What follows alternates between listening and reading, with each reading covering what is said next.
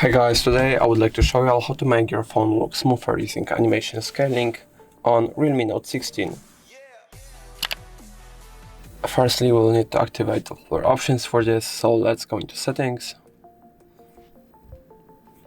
scroll to the very bottom and go into about phone. Now go into version and tap a few times on build number. Now type in your lock screen password.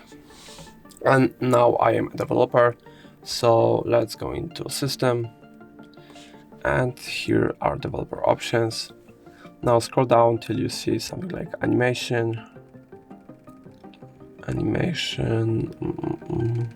here.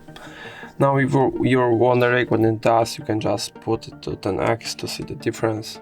Yeah, so just the speed of animations, so I'll put everything to 0.5, and obviously this won't make my phone quicker, but it just may appear quicker because the animations are just quicker.